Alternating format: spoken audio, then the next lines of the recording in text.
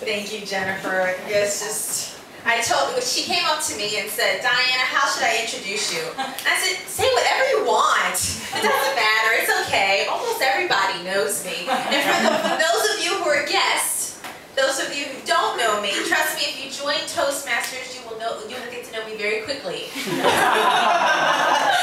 so many black foreigners in Toastmasters, so I'm kind of famous. I'm a little famous. So here, let me focus on an evaluation. Now, I'm very passionate about evaluations. Evaluations are so important, probably because I've been a teacher for 12 years. I had to give many evaluations. You always have to be very careful what you say to parents, what you say to kids, how you can encourage people and not make them feel like they want to crawl into a hole and die after a test. So many times when I give an evaluation, I put myself in the speaker's shoes and see how I would feel. So I want to be able to teach all of you how to give an effective evaluation. This is how I organize this workshop. Well, I'm not going to call it a workshop, training for today.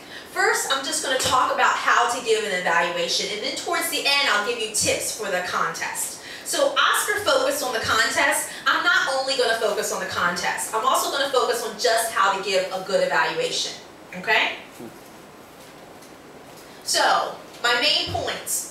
What to do, what not to do. People who struggle.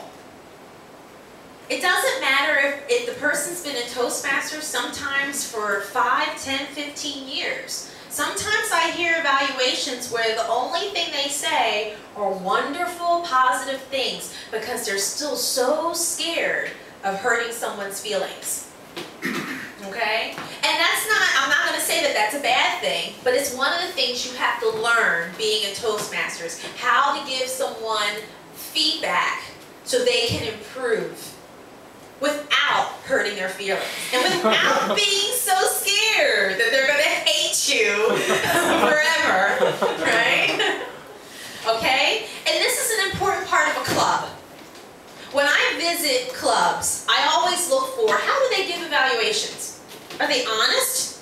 Do they just stand up and say how beautiful, you are standing up on the stage and, oh, it was just a fabulous speech and there's nothing I could possibly say that was wrong. It was absolutely perfect. And I say to myself in the back of the room, wow, they should go for the International Prepared Speech Contest at the convention then. It was perfect.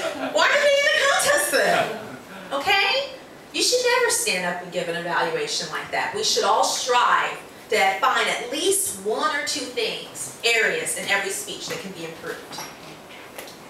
Okay, so this is something that is called preparation. Now, even me sometimes, I don't do this, but you should read your manual before the meeting. You really should. I know a lot of us rush in and we look over it really, really fast and we say, oh, okay, all right, okay, thanks. And for some of us who've been a member for a long time and we've evaluated so many CC speeches, we feel like we don't need to look at it. But guess what? There was a time I gave an evaluation and one of the objectives, I got it confused with another project. And I stood up here and I said, oh, these are the different things you need to work on. And then later the speaker came up to me and said, well, look here, Diana. This wasn't one of the objectives. They were right, I was wrong. It wasn't until 2 projects later. Even someone who was the evaluation champion made a mistake. So it's important to read the evaluation guide before the meeting, even if it's quick. Because it's just not enough time while you're in a meeting to just do everything and pay attention to the meeting. And also make sure you talk to the person, the speaker, about their goals. Everybody has different goals when they give a speech, right? And for some people, it can be to be more humorous. I would love to be Oscar. Wouldn't you love to be Oscar? Funny like Oscar? Yeah. Come on, wouldn't you? It's just so natural. It just comes out of him. He doesn't even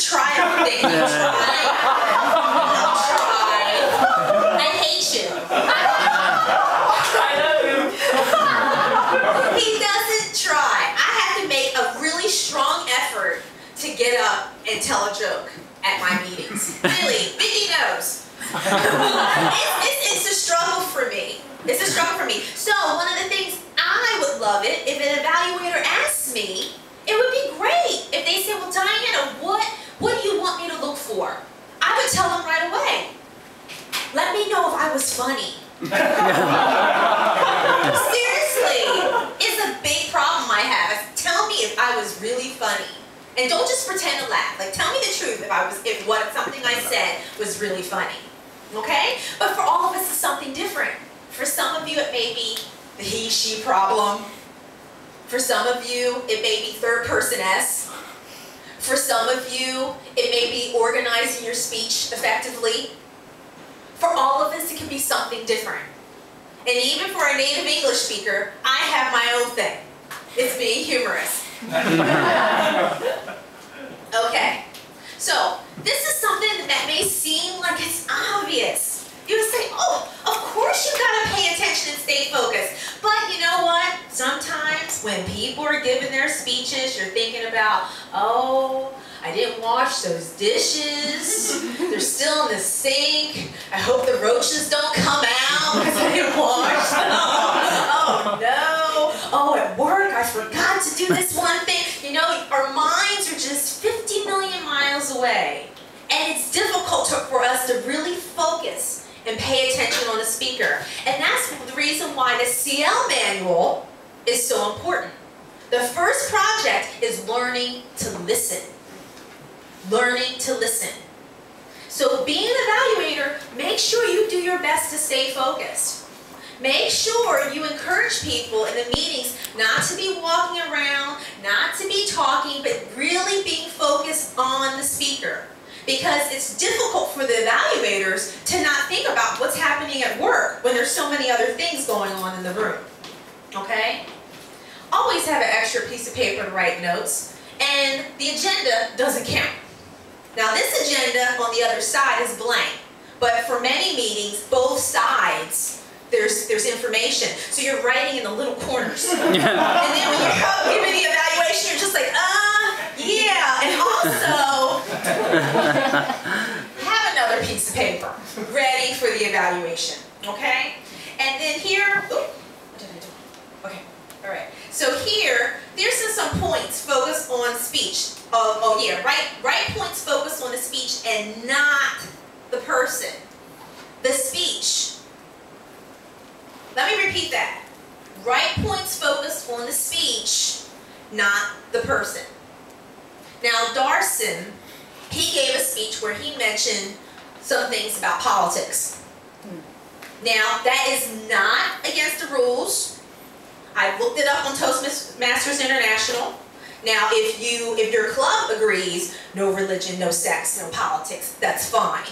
Okay? But he talked about something that was political, but let's say somebody came up here and said, well, I'm green and I think my job is terrible. That's attacking the person, not speech.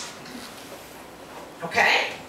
So we need to focus on really, regardless of if we have a different view of what they said, we have to make sure we're focusing on the speech. I like it when you said this. I love that you did this. I was confused when you gave the different examples for the masks. It would have been better if you gave us personal examples, Darson, of the different masks you wear. You have a Toastmasters mask? What is that mask, Darson? Yeah. What's that mask like in Texas, when you go to Texas and you're doing things in Texas? What's that? Tell us. Let us get to know Darson's different masks, okay? The speech would have been better if you could have, Diana, use more humor. It was boring.